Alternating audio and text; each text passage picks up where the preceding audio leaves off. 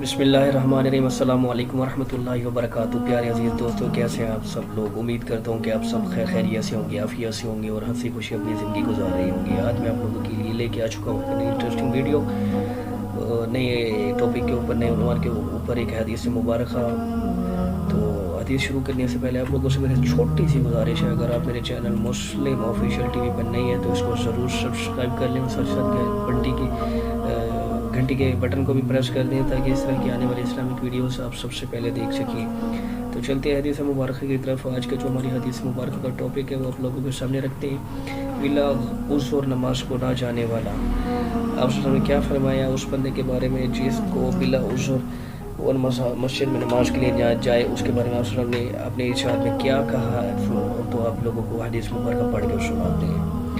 نبی کریم صلی اللہ علیہ وسلم کا ارشاد ہے، جو شخص اذان کی آواز سنے اور بلا کسی عذر نماز کو نہ جائے، وہیں پڑھ لے تو وہ نماز قبول نہیں ہوتی۔ صحابہ رضی اللہ عنہم نے عرض کیا کہ عذر سے کیا مراد ہے؟ ارشاد ہوا کہ مرض ہو یا کوئی خوف، مرض ہو یا کوئی خوف۔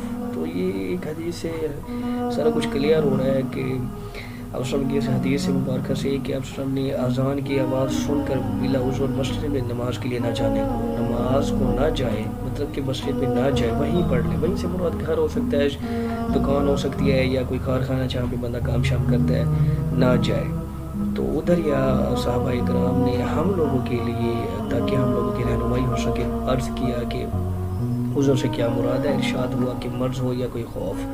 تو مثال وہی ہے کہ مرض ہو یا بندہ بیمار ہو تو ادھر ہی پڑھ لے، یا کوئی خوف ہو، ڈر شر، تو بندہ ادھر ہی پڑھ لے بجائے اس کے کہ مسجد میں نہ جائے۔ تو یہ حدیث کا مفہوم تھا، فائدہ ہم آپ لوگوں کے سامنے رکھتے ہیں کہ قبول نہ ہونے کے معنی یہ ہے کہ اس نماز پر جو ثواب اور انعام حق تعالی شانہ کی طرف سے ہوتا ہے وہ نہ ہوگا، وہ فرض ذمے سے اتر جائے گا، اور یہی مراد ہے ان حدیث میں جن میں آیا ہے کہ اس کی نماز نہیں ہوتی۔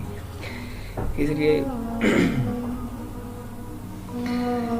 لیے کہ ایسا ہونا بھی کچھ ہونا ہوا جس پر انعام اکرام نہ ہوا، یہ ہمارے امام کے نزدیک ہے، ورنہ صحابہ اور تابعین کی ایک جماعت کے نزدیک ان حدیث کی بنا پر بلا عذر جماعت کو چھوڑنا حرام ہے، اور جماعت سے پڑھنا فرض ہے، حتیٰ کہ بہت سے علماء کے نزدیک نماز ہوتی ہی نہیں۔ حنفیہ کے نزدیک اگرچہ نماز ہو جاتی ہے مگر جماعت کے چھوڑنے کا مجرم تو ہوگا ہی۔ ابن عباس رضی اللہ عنہ سے ایک حدیث میں بھی یہ نقل کیا گیا ہے کہ اس شخص نے اللہ کی نافرمانی کی اور رسول کی نافرمانی کی، مطلب کہ جس نے اپنی نماز ادھر ہی پڑھ لی آواز سن کے مؤذن کی۔ تو حضرت ابن عباس رضی اللہ عنہ کا یہ بھی ارشاد ہے کہ جو شخص اذان کی آواز سنے اور جماعت سے نماز نہ پڑھے، نہ اس سے کوئی بھلائی کا ارادہ کیا، نہ اس کے ساتھ بھلائی کا ارادہ کیا گیا۔ ابو ہریرہ رضی اللہ عنہ فرماتے ہیں کہ جو شخص اذان کی آواز سنے اور جماعت کے لیے حاضر نہ ہو، اس کے کان پگھلے ہوئے شیشے سے بھر دیے جائیں، یہ بہتر ہے۔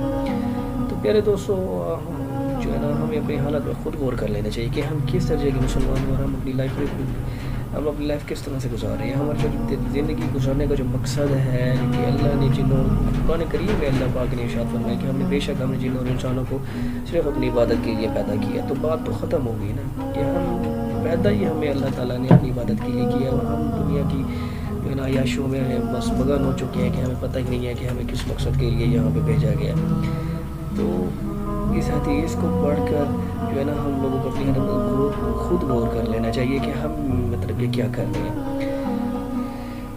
اللہ تعالیٰ آپ لوگوں کو مجھے 5 ٹائم کی بعد جماعت نماز پڑھنے کی توفیق عطا فرمائے، اور دعا ہے کہ اللہ تعالیٰ میرا یہ حدیث مبارکہ پڑھنا اور آپ لوگوں کا سننا بھی قبول و مقبول فرمائے، اور اس طرح کی ہماری اسلامک ویڈیوز اپنی فیملی والوں کے ساتھ ضرور شیئر کیا کریں، اور دوستوں اب آپ کے ساتھ بھی، تاکہ اس طرح کے ہمارے جو ثواب کا ہم نے سلسلہ شروع کیا ہوا ہے حدیث مبارکہ کا، اسلامک ویڈیوز کا، اس میں آپ بھی حقدار جو ہے نا بن سکے، ثواب کے حقدار بن سکے۔